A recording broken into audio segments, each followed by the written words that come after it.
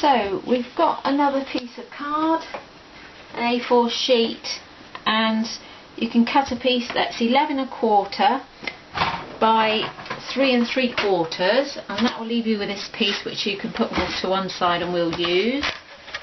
Then we're going to score it at 2 3/4 and at 7. That's all we need to do.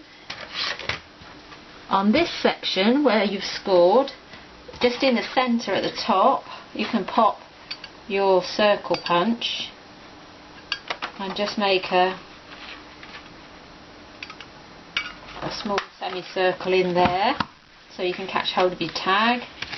And then we're going to glue down the side and across the bottom of that section, and then pop that together. That's going to make a pocket. This one we're going to just mark a 2 3/4 on the side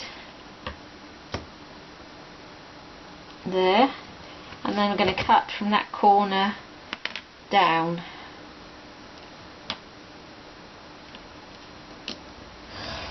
Like that.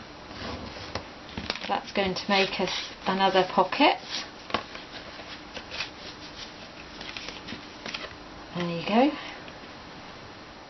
So the mat we need for this piece here is 3.5 by 4 inches, and I've cut it from this sheet of paper, cut the nest out there, so we'll keep those other scraps and we'll use those. The easiest way to make a mat for this piece is the piece you cut off. If you just take that, centre that down in there, if you can see, I'll bring it a bit close to the camera, so centre that in there. You can see you'd need about that much. We'll just cut that off, and there's your template for that, which is not quite straight. Could do it with the ruler, and that will make your template. So I'm going to use this sheet and I'm going to put that in the corner because there's a nice corner there. Pop that in the corner and then draw around that, and we'll, oh, didn't do that very well, and then we can cut just inside that pencil line. One, and that's made our mat for the triangular piece, so we'll pop that inside there. If you want to ink it, I'm going to ink mine. I'm going to ink it the same as we inked the other one, and then we're going to stick that on. What we're going to do on the back of this one is stamp on it. I'm going to use this background stamp, which is this one. It's the 003, and it's absolutely lovely, as all their stamps are. And I'm going to do it with a VersaFine, and I'm going to take the ink to the stamp, not the other way around, and I'm going to stamp that across there. You might want to stamp one out on a scrap piece of paper first. That's always a good idea, just to make sure that your image is coming out okay, especially if you're not that confident with stamping. I'm just going to stick another image just on the bottom. We won't see that because something's going to be over the top of it. And that little bit there, we can line it, we can put some paper in. If you do that and it goes on there, what you can do is stick one of these sheets, these little pieces that you had left over, in there and glue it. And then what I'm going to do, I'll wash that in a minute, is stamp. I'm losing everything here. I'm not a very tidy worker, I have to say. There are some lovely tidy workers about, but I'm not one of them. So that's going to be a background.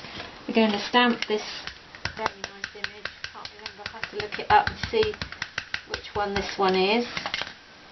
But you'll see it went stamped out anyway. It's absolutely gorgeous. This is one of my favourites.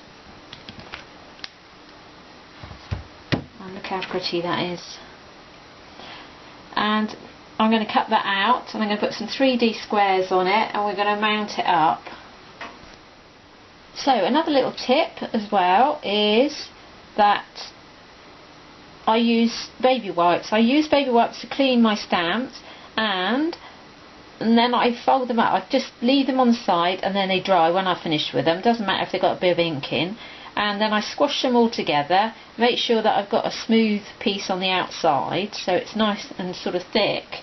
And you can use that just as well as you do the Tim Holtz ink applicators. That's just as good. So don't have to go and buy loads of those, just use some. I mean, you're using the baby wipes anyway to clean the stamps, and then I want to just define that edge a bit so that, and I might just do the corners,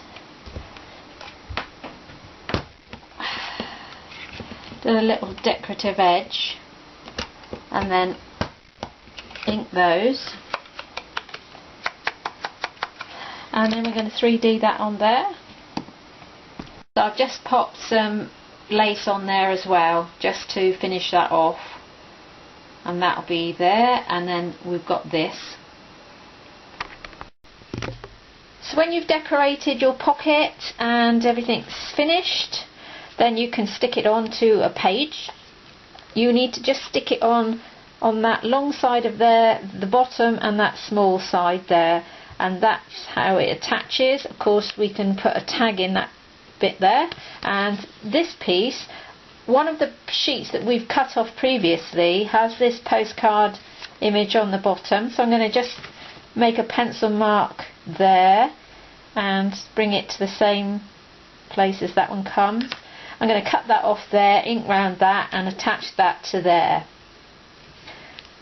That'll be that page finished. You can ink all around your page if you want to, with whatever you like. You can use this, as we said, the Victorian Velvet or the Tattered Rose Tim Holtz if you want to, or something else. I'm not going to go into absolutely everything I do, but we'll give you the gist of what's going on. Sounds awful, doesn't it? I've cut that piece. It's 3 7/8 by the length of the paper page. We're going to mat that on there, and then I've stamped these two images. They're from the Four Little Girl stamps. I've shown you what I've used, so you know which ones they all are. And I've done that with the Victorian Velvets.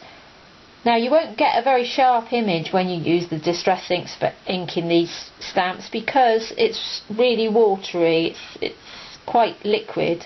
It doesn't give that really crisp image. If you want a crisp image, you need to use something like Memento, Versamark, that sort of ink, those sort of inks. But as I say, this is given a nice soft, sort of a bit fuzzy look to, which is really what we want for this. So I've used that, and I've just stamped the script stamp, the letter stamp, with the Brilliance. That's the pearlescent ice blue I've used, and I like this because it's got that lovely sheen on it. You will probably not pick it up there, but I really like that ink. So I've just stamped that onto a white card. I've used a Martha Stewart Edge and Punch, this one, to do the edge there. I'm going to stick that, make that the same width as the paper. I'm going to just stick that on. So I'm going to mount that up there, stick that on, and then I'm going to mount these two pictures on there, so you'll be able to put a nice photo on there. I'll do that. I've matted that up and put that on. I've inked around the edges of everything, put that on, 3D squared the back, which is there, like that, and pop those on. I've done that at a bit of an angle. And then I'm just going to use Stickles. This is Crystal, because it's got a tinge of pinks and blues in. I'm just putting a bit on there, on the flowers, and then I'm going to just pop some bits on there. I'm not covering the whole of those flowers, I'm just putting some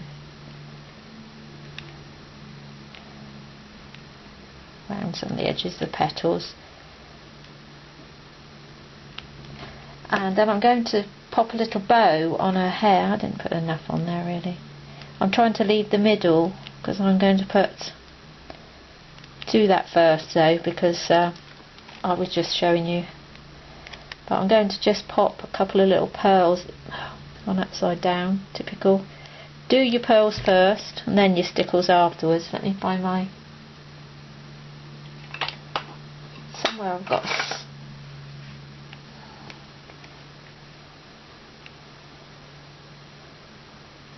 so just pop a pearl in the middle. Do your pearl first and not stickles first. But I was just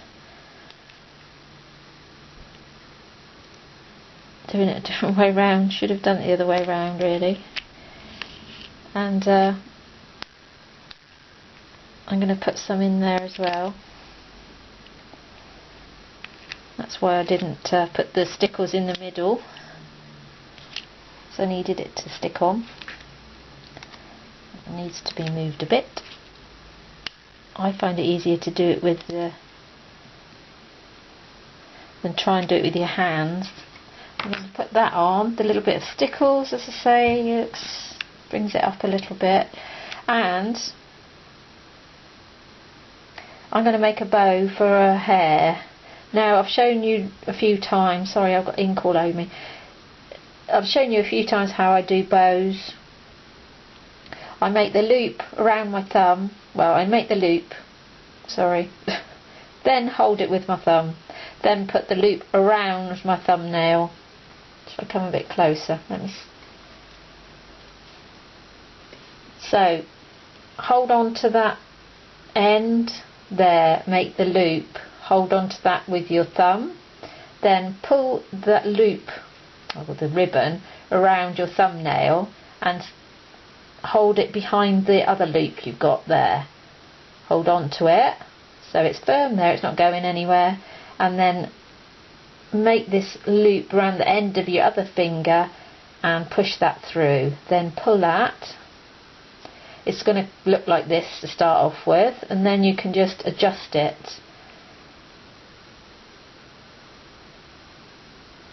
There, like that. Then you can just keep adjusting until you get it the size you want. So I've done that. I've done it a bit near the edge of the ribbon.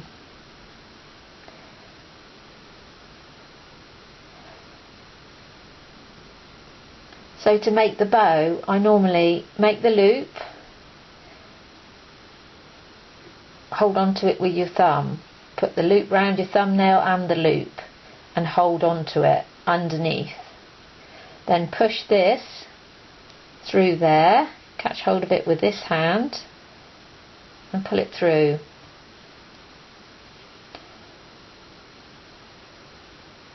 Then you can just keep adjusting it, pull that tight, keep adjusting until you get it the size you want, so you have to keep pulling and pushing a little bit, and there you go. And I can cut it off. Don't know what's happened to my other scissors, but that's the sharp one, that's the one I should have.